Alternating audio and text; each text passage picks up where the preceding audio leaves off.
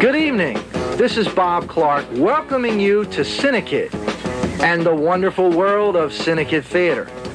Join me now as we take a peek at some of the action that you'll be seeing on tonight's show. Coast Guard Bulletin number 374, 26 October 1978, 1600 Zulu. To all stations. American liner SS Neptune, now 18 hours overdue. Last reported position, 250 miles off the coast of South Carolina. Routine radio communication suddenly lost with no distress signal. Early search efforts unsuccessful. No sign of ship or survivors. Search area being expanded to entire Bermuda Triangle area. End message.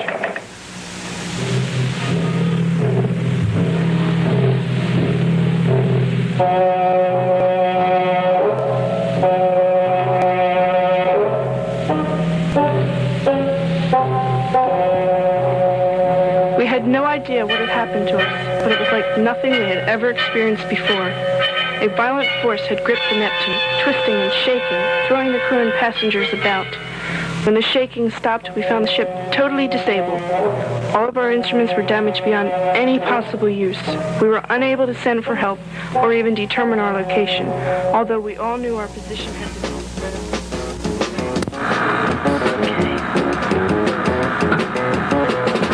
Graphic.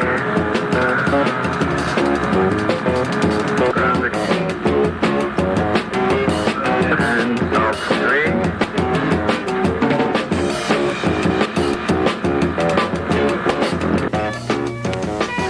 3. Welcome again. This is Bob Clark, and I am pleased that you would share part of your evening with the kids of CINEKYD. Tonight we're going to start a brand new film serialization, a motion picture made by our young people, a couple years ago.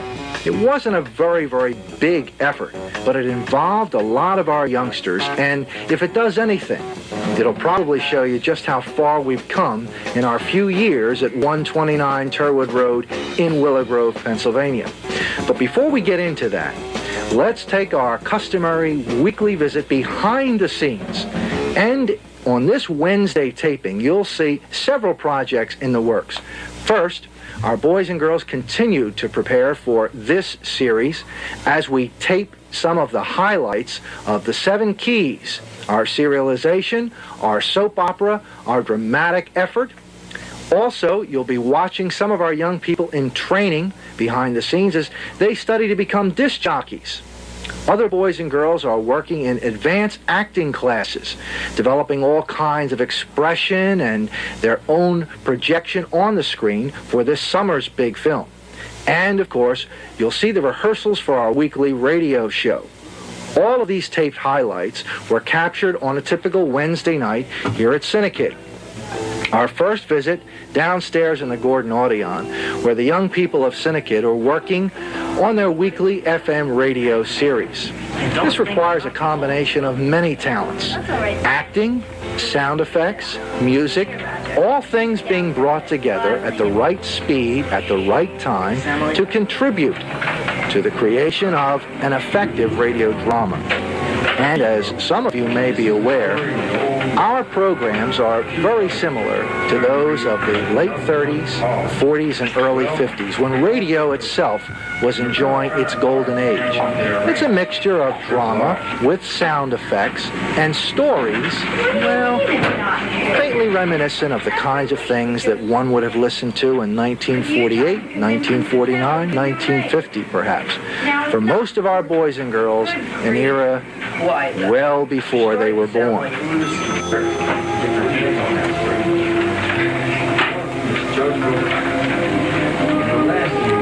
Upstairs, the young people prepare for the taping of the 7 Keys. Each week, we take you to London at the turn of the century. And this is no mean feat. I want to tell you that our boys and girls go to school each and every day, and their efforts in terms of rehearsing, building sets, and getting ready for this weekly drama occur afternoons and evenings. They're not full-time television personalities or full-time TV technicians. And what you see is the result of an awful lot of extra time and effort that they invest in these weekly productions. in an effort to provide you with both entertainment and more than a little bit of television drama. We're pleased and very proud with their efforts. Remember that since September of 1980, once a week, they have created a program for Comcast Cablevision, and we have continually provided you with different chapters of the story, The Seven Keys, and in just a few short weeks, we'll be bringing the mystery to a conclusion, and you can see the rehearsal as it takes place in our second-floor studio. We're all in this together. A number of our young people have also expressed an interest in the world of music. As a matter of fact, some of them look forward to careers as disc jockeys or radio personalities. To meet that need, one of our graduate assistants works very, very carefully with some of the young people who have expressed such a desire. Now they have to learn to program their own material, to develop ad-lib commentary, and then to be able as well to read prepared script. As we all know, radio includes a great deal of advertising, news, bulletins, things of that nature. And our young people have to be able to handle the technology of getting the records on and off the air and being able to rise to the occasion if they are called upon to ad-lib with just a few minutes' notice. I thought it was so slow. When it gets too slow, it gets kind of boring. Okay, now. Finally, we're getting ready for the summertime. This summer we'll be producing a spectacular motion picture, faintly reminiscent of King Kong. The big film is called Gargantua, the Ninth Wonder of the World. And the young people will have to be able to create a variety of characterizations to make the viewers believe that they are the people in the film, and not just merely a bunch of kids wearing costumes. We take the acting very, very seriously and try to work with small groups of young people studying various versions and interpretations of pre-written script material. And what you see here is a moderate-sized group of our junior and senior high students at work attempting to improve their abilities as actors and actresses. I think that it was slow. I mean, and sometimes, like, if you're slow... The background tapes themselves are produced by CINEKYD students. And if we've succeeded in presenting you with more than a little bit of background information, then of course you're ready for tonight's chapter of The Seven Keys. As we're well aware, one of the Breakstone sisters is in fact in cahoots with Professor Moriarty. We still don't know the whole secret of the Seven Keys, nor are we aware of why so many people are concerned about the health of Dr. Watson. Let's watch an edition of The Seven Keys.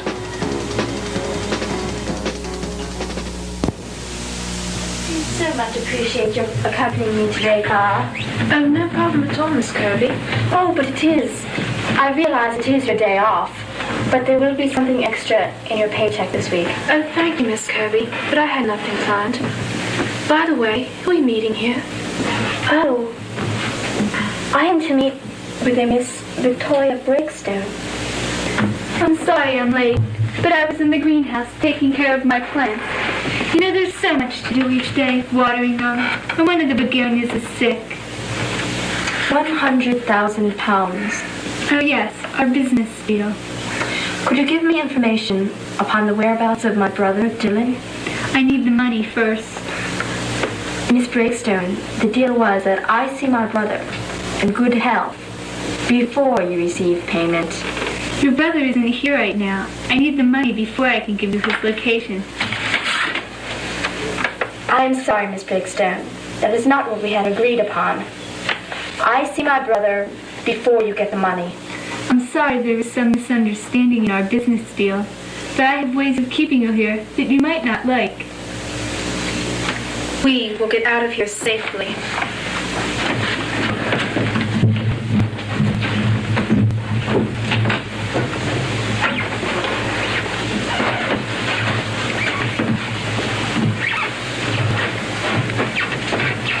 Well, what do you know? She had a gun. That only makes matters worse. Not only do we have the little boy to worry about, but the old man as well. You mean Dr. Watson? Yes. He's being discharged from the hospital, Tom. We've got to get to him before he remembers. We're all in this together. And you know what we must do.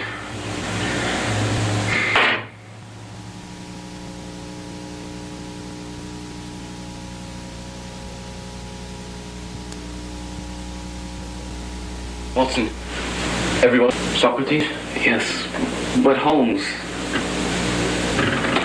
I still don't remember. It's all right, old Watson, back to Lestrade. Dr. Watson and I appreciate you hurrying things along here at the hospital. No problem. Always glad to help my friends. Let's go, old chum. Holmes! Watson! Are you all right? Holmes, were you and I ever in a warehouse together? Late one night? Yes. Can you recollect anything else? There's you. And it was dark. And I moved away to check something out. There was somebody else. Can't remember who. It's all right, old chum. For a second. Only a second, I remembered back at the warehouse. Don't worry. You'll have plenty of time to remember. Let's go, old chum. But what will I remember?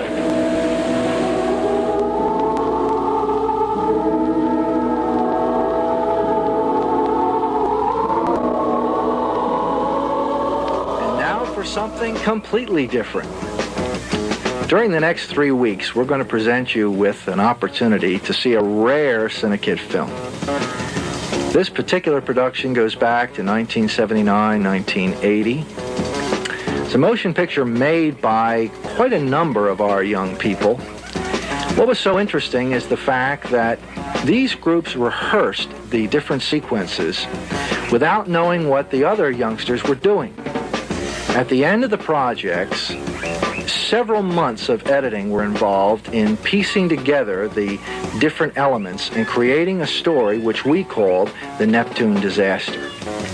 I think it speaks for itself, but bear in mind that this is early CINEKYD, and I think you'll agree we've come a long way since then.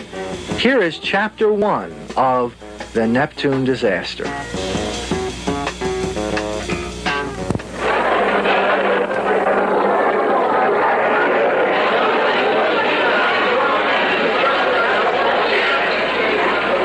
Your attention, please. The SS Neptune will be boarding in 5 minutes.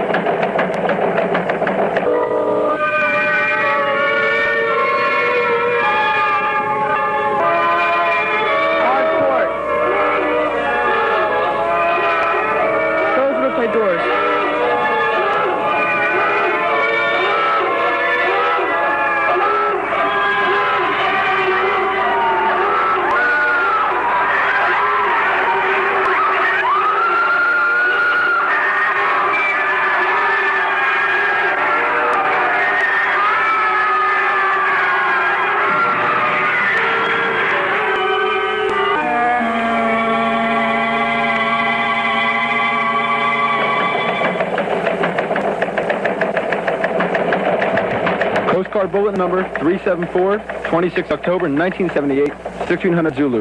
To all stations, now overdue. Last reported position, 250 miles off the coast of South Carolina. Routine radio communication suddenly lost with no distress signal. Early search efforts unsuccessful. No sign of ship or survivors. Search area being expanded to entire Bermuda Triangle area. End message.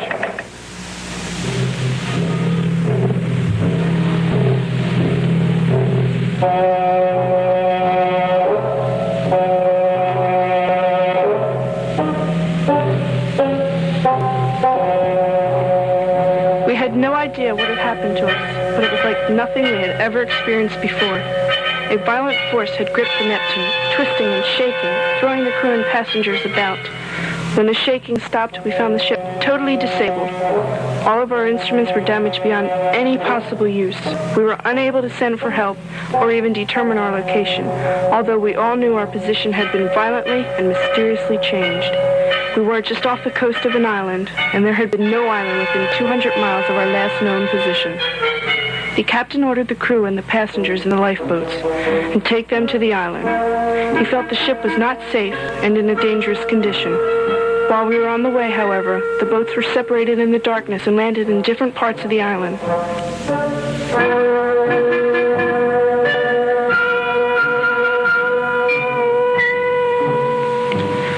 As first officer, I decided that we should try to find the captain. His expertise in survival training would mean the difference between life and death for all of us.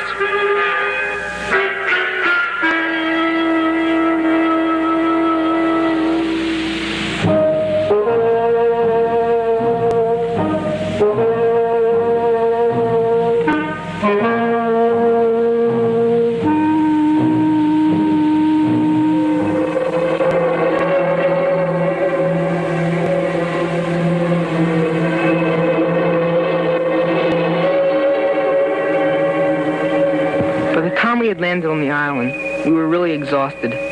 We slept soundly for the rest of the night and woke up at dawn. It was then we realized my friend Steve was really sick.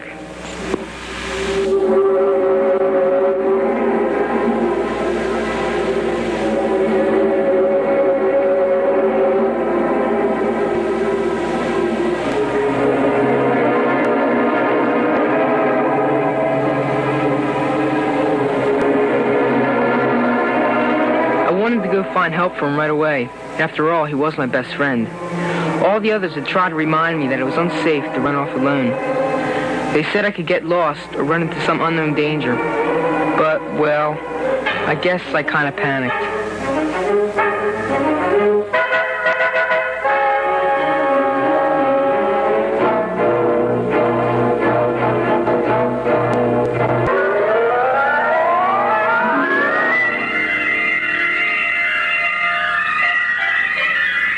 When Jimmy fell into that hole, I didn't know what we were going to do.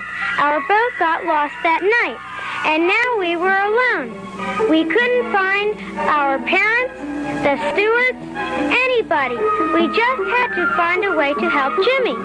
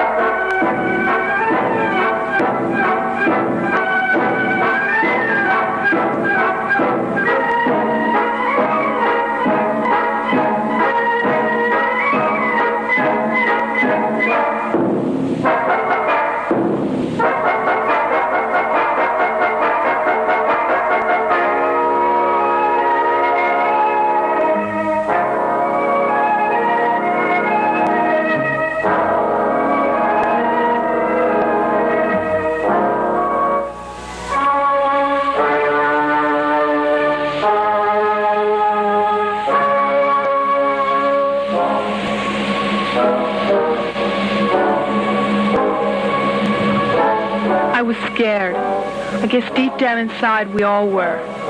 That mysterious shipwreck, the emergency evacuation of the ship, being separated from the others. We were in trouble and I knew it. I had to stay calm.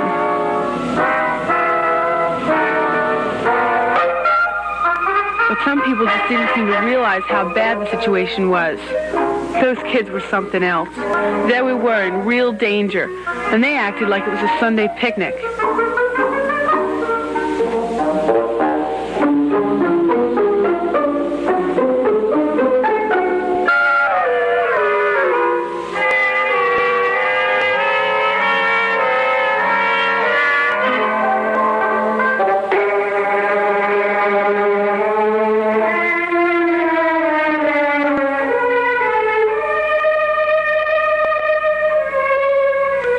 Was suddenly taken ill.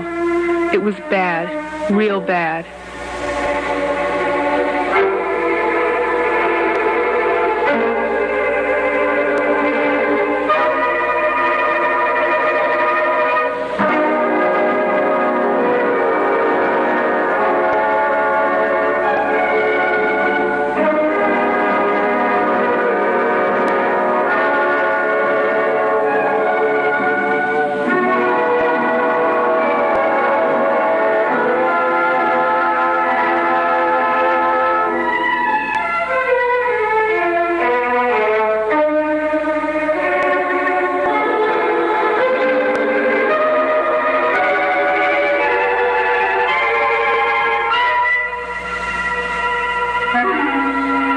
I knew we would have to get help for it, but I also knew whoever went for help could be in very great danger.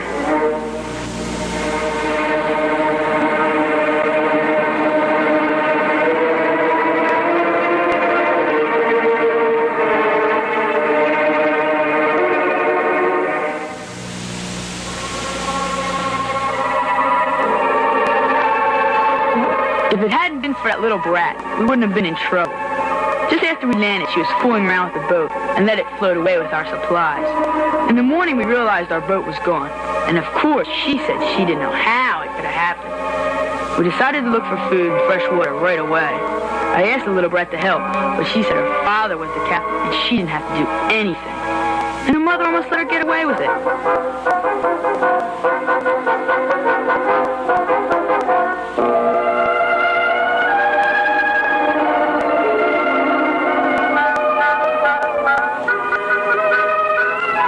Finally, we got organized and began to search the area.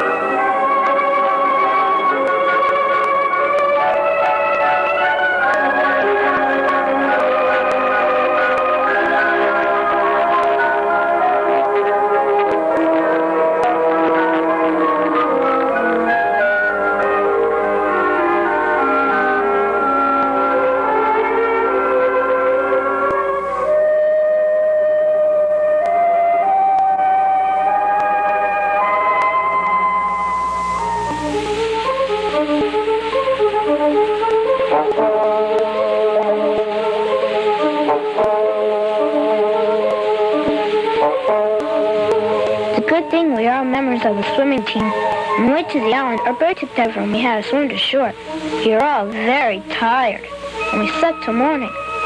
When we woke up, we found that Sally was in pain. She had been pushed onto some rocks by a wave that night. We all thought she was okay then, but she had really been hurt.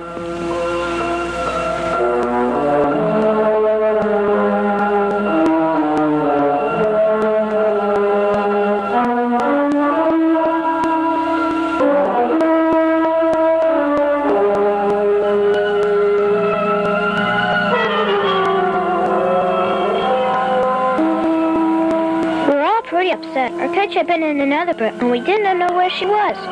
There was no one with us that could help Sally. I realized soon that we needed help, right away.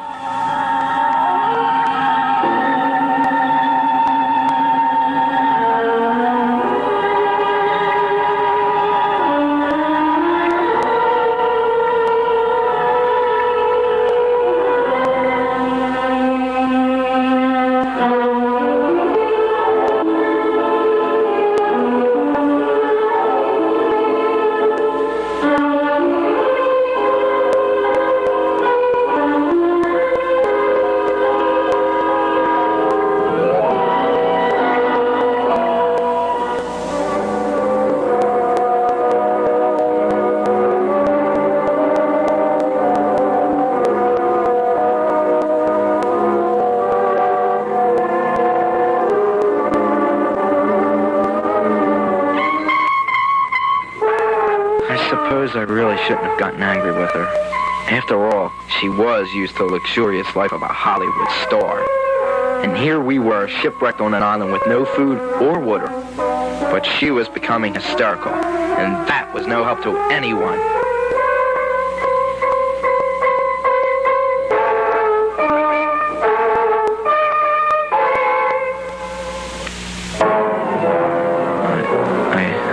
I guess that was no reason to slap her, though.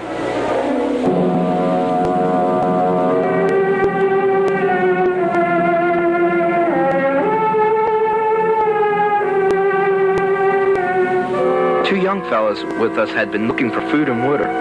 They were members of the Future Scientists of America, but they had no idea where or how to find food supplies. I guess I got a little angry with them, too.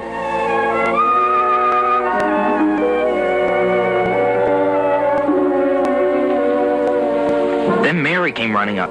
She had gone to get the last of her supplies from the boat. She was nearly in a panic. She said the boat was gone. I told her that was impossible, but she insisted, so we all went to investigate.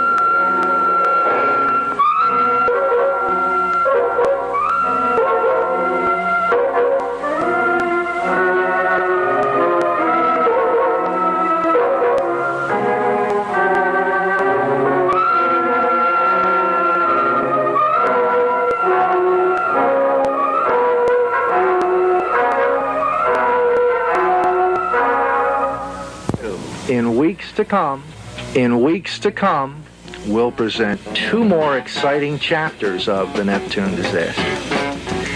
And I'd like to again extend an invitation to any youngster between the ages of 7 and 18 years of age to become a part of our organization.